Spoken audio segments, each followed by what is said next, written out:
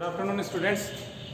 Chapter third वाला जो तीसरा चैप्टर है उसका जो नेक्स्ट टॉपिक है अपना, अपन 3 टॉपिक कर चुके हैं थर्ड चैप्टर के। इलेक्ट्रिक पोटेंशियल, फिर उसके बाद electric potential from electric field, फिर उसके बाद इलेक्ट्रिक पोटेंशियल और इलेक्ट्रिक फील्ड में जो रिलेशन था वो हम कर चुके हैं। अब अपना जो नेक्स्ट टॉपिक है बच्चों वो है electric potential due to group of charges. आवेश का जो समूह होता है, अर्थात एक ऐसा ग्रुप जिसमें एक से अधिक चार्जेस होते हैं, उनके कारण जो इलेक्ट्रिक पोटेंशियल होता है वो हमें फाइंड आउट करना है। हमें पता है बच्चों कि इलेक्ट्रिक पोटेंशियल जो होता है वो एक स्केलर क्वांटिटी होती है। क्या होती है बच्चों? इलेक्ट्रिक पोटेंशियल जो होता है वो एक स्केलर क्वांटिटी होती है। Electric potential is a scalar quantity, ये एक अदिश राशि होती है। इसका मतलब अगर बहुत सारे चार्जेस के कारण हमें एक पॉइंट पर अगर इलेक्ट्रिक पोटेंशियल निकालना हो तो इलेक्ट्रिक पोटेंशियल क्या हो जाएगा बच्चों? Electric potential will be the scalar sum, या electric potential will be the sum of the potential due to the different charges. जैसे मैं आपके सामने एक डायग्राम क्रिएट करता हूं। यहाँ पे मान लीजिए कि एक पॉइंट P है। छोटा सा टॉपिक है बच्चों, बहुत इजी टॉपिक है। जैसे ये पॉइंट P है, इस पॉइंट P से चारों ओर डिफरेंट चार्जेस रखे हुए हैं। Q1 charges, Q2 charge, Q3 charge, Q4 charge और Q5 चार्ज। ये चारों चार्ज है। ये R1 डिस्टेंस पे है, ये R2 डिस्टेंस पे है, ये R3 डिस्टेंस पे है, ये R4 डिस्टेंस पे और ये बच्चों R5 डिस्टेंस पे है। इस प्रकार हमारे पास एक पॉइंट P है, इस पॉइंट P से डिफरेंट डिस्टेंस पे like R1, R2, R3 dot R4 और R5 5 डिस्टेंस हमने ली है। इन पांचों डिस्टेंस पे डिफरेंट चार्जेस रखे हुए हैं like Q1, Q2, Q3 dot Q1, Q2, Q3, Q4 और Q5। ओके, अब हमें इस P पॉइंट पर रिजल्टेंट इलेक्ट्रिक पोटेंशियल निकालना है। तो बच्चों इस P पॉइंट पर जो इलेक्ट्रिक पोटेंशियल होगा वो क्या होगा? Electric potential will be the sum of the electric potential due to the different charges. Different charges कौन कौन से? Q1 charge, Q2 charge, Q3 charge, Q4 charge और Q5 चार्ज। मेरे हिसाब से आप बात समझ गए होंगे कि इलेक्ट्रिक पोटेंशियल चूंकि एक स्केलर क्वांटिटी है, एक अदिश राशि है, तो इसका मतलब जो परिणामी विभव होता है वो क्या होगा? विभिन्न आवेशों के कारण उत्पन्न जो विभव होगा उनके अदिश योग के बराबर होगा, स्केलर सम के बराबर होगा। जैसे हमें पता है कि इससे पहले हम पॉइंट चार्ज के कारण इलेक्ट्रिक पोटेंशियल कर चुके हैं। हमने ये बताया था if we have Q charge and any point P is situated at R distance from this charge, तो then on the point P the electric potential will be, electric potential कितना होगा बच्चों? KQ बटा R होगा। ये हमारे पास आ चुका है। इलेक्ट्रिक पोटेंशियल कितना होगा? KQ बटा R होगा। ओके बच्चों, अब इसी फॉर्मूले को हम आगे बढ़ाते हैं। मैंने आपको कल भी उस फॉर्मूले के ऊपर मार्क लगाया था जो अपना लास्ट वीडियो था उसमें, और मैंने आपको कहा था कि अपना जो मेन फॉर्मूला है वो ये होगा V बराबर KQ बटा R। ये अपना मेन फॉर्मूला चलेगा। अब हम देखते हैं बच्चों कि इलेक्ट्रिक पोटेंशियल मैं लगाता हूं V1 due to Q1 charge, V1 due to Q1 charge at point P कितना होगा बच्चों? Q1 upon R1। कोई दिक्कत नहीं। इसी प्रकार V2 क्या हो जाएगा? Due to Q2 charge at point P2। V2 क्या है? V1 क्या है बच्चों? Electric potential. मैंने यहाँ पे सीधा ही नाम दे दिया। हमें क्या लिखना चाहिए? Electric potential due to Q1 charge at point P is V1 ऐसे लिख सकते हैं। V2 किसके कारण हो जाएगा? दूसरे वाले चार्ज के कारण। इसी प्रकार V3, तो V2 क्या हो जाएगा बच्चों? KQ2 बटा R2। इसी प्रकार V3 क्या हो जाएगा बच्चों? KQ3 बटा R3। इसी प्रकार V4 क्या हो जाएगा बच्चों? V4 हो जाएगा KQ4 बटा R4। इसी प्रकार V5 क्या हो जाएगा बच्चों? KQ5 बटा R5। चूंकि we know that and we can also see in the diagram that all charges like Q1, Q2, Q3, Q4 and Q5 are situated at different distance from point P like R1, R2, R3, R4 and R5 respectively R1, R2, R3, R4 और R5। क्रम से R1, R2, R3 और R4 और R5 distance पे 5 charges रखे हुए हैं जो कि P पॉइंट से इतने डिस्टेंस पर है। तो अब P पॉइंट से जो Q1 चार्ज है वो R1 डिस्टेंस है, तो इसका मतलब उसके कारण विभव कितना होगा? V1, जिसका मान कितना होगा? KQ1 बटा R1। इसी प्रकार V2 कितना होगा? KQ2 बटा R2। इसी प्रकार V3 कितना होगा? KQ3 बटा R3। इसी प्रकार V4 कितना होगा? KQ4 बटा R4। इसी प्रकार V5 कितना होगा? KQ5 बटा R5। चूंकि मैं बात पहले ही आपको बता चुका हूं, विभव इसके जो इलेक्ट्रिक पोटेंशियल है वो एक स्केलर क्वांटिटी है। Then we can add like numbers. Okay, तो देन रिजल्टेंट या total electric potential on point P due to group of charges कितना होगा बच्चों? V बराबर होगा V1 plus V2 plus V3 plus V4 plus V5। Okay, कोई दिक्कत नहीं क्योंकि सिंपल से जुड़ सकता है, स्केलर क्वांटिटी है ये। अब हम सभी का मान रख देते हैं। V बराबर आ जाएगा KQ1 बट्टा R1 प्लस KQ2 बट्टा R2 प्लस KQ3 बट्टा R3 प्लस KQ4 बट्टा R4 प्लस KQ5 बट्टा R5। ये 5 चीजें बच्चों हो गई। अब मैं इसको थोड़ा सा ऊपर कर देता हूं, तो देन V बराबर अपन K कॉमन ले सकते हैं, आ जाएगा Q1 बट्टा R1 प्लस Q2 बट्टा R2 प्लस Q3 बट्टा R3 प्लस Q4 बट्टा R4 प्लस Q5 बट्टा R5। अब देखना बच्चों, हमने इस टॉपिक में 5 चार्जेस लिए हैं। जरूरी नहीं है एक ग्रुप में 5 ही चार्ज हो, 2 चार्ज का भी एक ग्रुप हो सकता है, 3 का भी हो सकता है, 5 से ज्यादा का भी हो सकता है। तो हमें क्रम से क्या लिख देना पड़ेगा? सभी लिख देना पड़ेगा। ये हमारा ओवरऑल फॉर्मूला आ गया। अब मैं थोड़ा सा इस नाम को मिटा देता हूं, टॉपिक के नाम को, और इसको थोड़ा सा आगे करता हूं। V बराबर, इसको बच्चों ऐसे लिख सकते हैं कि समीशन I बराबर 1 से लेकर और कितने चार्ज तक है? 5। I बराबर 1 से लेकर 5 तक एंड QI बट्टा R है। ये हमारा ओवरऑल पोटेंशियल हो गया on point P due to this group of charges. Okay बच्चों, ये हमारा सिंपल सा टॉपिक था। अब हमारा जो नेक्स्ट टॉपिक है बच्चों, वो है electric potential due to electric dipole. Electric dipole के कारण इलेक्ट्रिक पोटेंशियल जो होता है वो हमें फाइंड आउट करना है।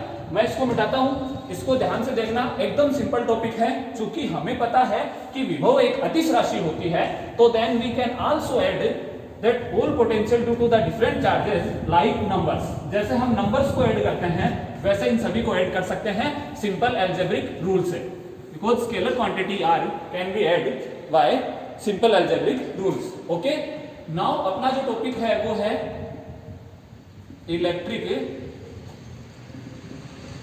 Potential due to dipole. देखना बच्चों, फर्स्ट चैप्टर का टॉपिक आ गया डाइपोल। हमने फर्स्ट चैप्टर में इसके बारे में डिस्कस किया था। डाइपोल क्या होता है? Dipole is a simple arrangement of the two different charges which have same magnitude and the different natures. Okay, जो कि डिफरेंट नेचर रखते हैं, मतलब अपोजिट नेचर वाले होते हैं, एक प्लस होता है दूसरा माइनस होता है, बट उनका जो मैग्नीट्यूड होता है वो क्या रहता है बच्चों? सेम रहता है। इसका मतलब, और वो एकदम छोटी डिस्टेंस के ऊपर रखे जाते हैं। अब हमें वैसा ही कुछ एक डाइपोल बनाना है। जैसे मान लिया कि हमारे पास यहाँ पे एक डाइपोल है बच्चों, जैसे ये हमारे पास डाइपोल है, ये -q चार्ज हो गया और ये +q चार्ज हो गया। ओके बच्चों, इनके बीच की डिस्टेंस कितनी मान ली हमने? 2a डिस्टेंस मान ली। ठीक है, अब ये इसका सेंटर पॉइंट हो गया सेंटर पॉइंट। अब हमें इसके कारण क्या निकालना है? इसके कारण इलेक्ट्रिक पोटेंशियल निकालना है। किस पॉइंट पे निकालना है? वो पॉइंट हम रेंडमली लेते हैं। मान लिया कि कोई एक पॉइंट है P। क्या है बच्चों? एक पॉइंट P, जो कि कहां है? जो कि r थीटा डिस्टेंस पे है। किस डिस्टेंस पे है? r theta. r क्या है बच्चों? r यहां डिस्टेंस है P बिंदु की। कौन से बिंदु से? O बिंदु से। कौन से बिंदु से है? O बिंदु से। ये A और ये B। हमारे पास डायग्राम में क्या है? AB एक डाइपोल है, A के ऊपर -q चार्ज है, B के ऊपर +q चार्ज है। सिंपली बता रहा हूं आराम से। AB एक डाइपोल है, A के ऊपर -q चार्ज है, B के ऊपर +q चार्ज है। O is the middle point of that dipole. O इस डाइपोल का मिडिल पॉइंट है एंड 2a इज डिस्टेंस। तो then this will be is equal to A and this will be also equal to A। Okay बच्चों, कोई दिक्कत नहीं। And ये जो है वो किसके बराबर है? हमने R के बराबर मान ली है। तो अब इसको किसके बराबर मान लेंगे? R1 के बराबर मान लेंगे, और इसको किसके बराबर मान लेंगे? R2 के बराबर मान लेंगे। ओके बच्चों, कोई दिक्कत नहीं है। इसको किसके बराबर मान लेंगे? R2 के बराबर मान लेंगे। देखना, अगर इस थोड़ा सा मैं इस डायग्राम को और अच्छा सा बना देता हूं आपको, ताकि आसानी से दिख जाए कि AB हमारे पास एक डाइपोल है, AB हमारे पास एक डाइपोल है, ये इसका मिडिल पॉइंट O है, ये हमारे पास कोई P पॉइंट है जिसका कोऑर्डिनेट है R एंड थीटा। क्योंकि we know that R is distance, ये R हो गई, ये हो गया A और ये हो गया A। ओके, यहां प्लस Q चार्ज रखा गया बच्चों, यहां माइनस Q चार्ज रखा गया बच्चों। ये R1 हो गई चूंकि, ये R2 हो गई। ओके, कोई दिक्कत नहीं है। ये थीटा हो गई। अब देखना थीटा क्या है, मैं R लिख देता हूं। R क्या है? R बच्चों डिस्टेंस है, distance of point P from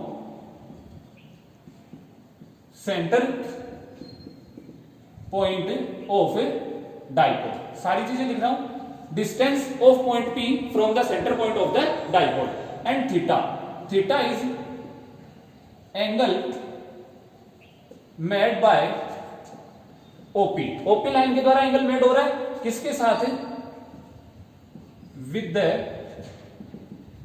axis of dipole. Dipole का जो अपना एक्सिस है उसके ऊपर एंगल मेड किया जा रहा है, उसके साथ एंगल को बनाया जा रहा है। किसके द्वारा? OP के द्वारा बनाया जा रहा है बच्चों। आगे बात समझ में। अब 2a is length of dipole, कोई दिक्कत नहीं है बच्चों। अब अगर मैं P निकालना चाहूं, P क्या हो जाएगा? Dipole movement. तो डाइपोल मूवमेंट कितना हो जाएगा बच्चों? डाइपोल मूवमेंट हो जाएगा 2AQ। ओके बच्चों, 2AQ। इसको ध्यान रखना। ये चीजें हमारे पास 4 चीजें ध्यान रखने लायक है। दोबारा बता देता हूं एक बार। हाँ, अब चूंकि R1 क्या है? R1 और लिख देता हूं। R1 क्या है? R1 is the distance of point P from minus Q charge. Okay, and R2 is distance of point P from plus Q charge. Okay बच्चों, ये चीजें आप उतार लोगे इसमें से आराम से। चूंकि पूरा एकदम न्यूमेरिकल टॉपिक है, कोई इसमें अपने को थ्योरी ज्यादा लिखनी है नहीं। अपने को इतनी थ्योरी लिखनी है इसमें, we have one dipole AB, चूंकि minus Q charge of the dipole is situate on A and plus Q charge of that dipole is situate on B, and point P on which we want to calculate the electric potential due to this dipole, which is situated at r theta. Okay, and r is the distance of point P from the center of the dipole, and theta is angle made by the OP with the axis of that dipole. चूंकि 2a is the length of that dipole. Okay, and OA बीच की दूरी, OB also will be equal to the A. Okay, यहां तक अपना काम complete होता है। मिटाऊं इसको। अब इसको जब मैं मिटाता हूं तो सबसे पहले हमें पता है बच्चों कि चूंकि V1 क्या होगा बच्चों? V1 is the potential. V1 is the potential due to minus Q charge at point P point पर माइनस Q चार्ज के कारण इलेक्ट्रिक पोटेंशियल कितना हो जाएगा बच्चों? सिंपली आपको पता है माइनस KQ बटा R1। Equation number first. V2 क्या है बच्चों? V2 is the potential due two plus Q charge at point P। Okay, कितना हो गया बच्चों? V2 बराबर KQ बटा R2। समीकरण नंबर 2। आगे मेरी बात समझ में। अब हमने डाइपोल के जो दोनों चार्ज हैं उनके कारण बिंदु P पर विभव को निकाल लिया, तो टोटल डाइपोल के कारण कितना हो जाएगा? इन दोनों का क्या कर देंगे? योग कर देंगे। कर दो दोनों का योग। आगे बात समझ में। इसका मतलब है total potential on point P due to dipole बच्चों कितना होगा? V बराबर V1 प्लस V2। V बराबर V1 प्लस V2। समीकरण 1 और 2 से V1 और V2 के मान रख देंगे, तो हमारे पास V का मान कितना आ जाएगा बच्चों? V बराबर आ जाएगा, K कॉमन ले लेंगे, Q कॉमन ले लेंगे, मान आ जाएगा 1 बट्टा R2 माइनस 1 बट्टा R1। ये मान हमारे पास आ जाएगा। ओके, इसका इतना हमारे पास आ गया। हमें इसको आगे और सोल्व करना है बच्चों, अभी हमारा टॉपिक पूरा नहीं हुआ है, तो मैं इसको मिटाता हूं। ओके, आप साथ साथ में उतारते जाया करो। इसको मैं यहां से साफ करता हूं। अब देखना, V is the potential due to the dipole on point P। कितना आया है? 1 upon R2 minus 1 upon R। Okay, चूंकि एलसीएम ले लेते हैं हमारे पास कितना हो जाएगा R1 माइनस R2 बट्टा R1 R2। नाउ अब अपने को क्या करना है, R1 माइनस R2 को कैलकुलेट करना है और R1 गुणा R2 को कैलकुलेट करना है। इसको साफ करता हूं बच्चों। अब हमें जो जो चीज कैलकुलेट करनी है उसके बारे में लिखते हैं। वी हैव टू कैलकुलेट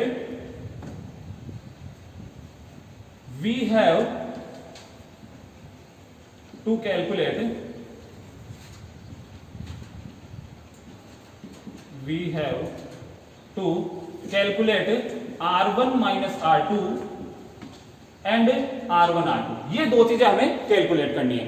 अब ये चीजें हम बच्चों कैसे कैलकुलेट करेंगे, इसके लिए हमें एक थोड़ी सी रचना करनी पड़ेगी। जो ये डायग्राम है उसमें थोड़ी सी हमें और कंस्ट्रक्शन करनी पड़ेगी।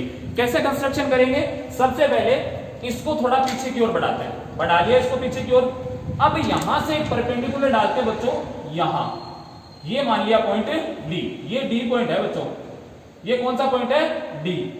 यहां से एक परपेंडिकुलर डालते हैं जिसको हमने मान लिया सी। ओके, अब ये थीटा है तो ये भी थीटा होगा बच्चों।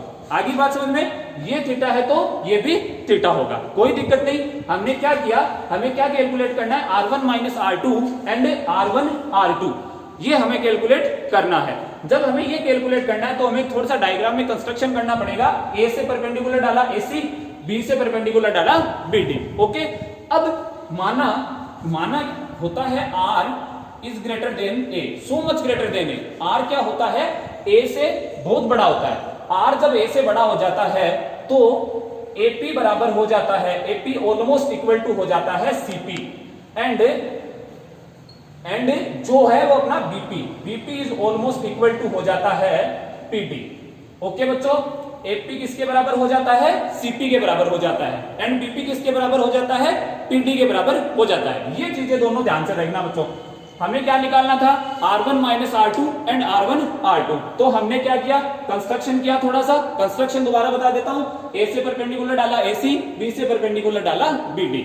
Now R is so much greater than A, so then we can also assume that AP is almost equal to the CP and BP is almost equal to the PD। AP कौन सा है बच्चों, ये रहा। CP कौन सा है बच्चों, ये रहा। BP कौन सा है, ये रहा। एंड PD कौन सा है, ये रहा। ओके, अब मैं इसको देखना चाहता हूं ये कैसा होता है, देखना। अब हमने क्या किया है, चूंकि ये A है, ये थीटा है, सॉरी, तो ये भी कितना हो गया, थीटा हो गया।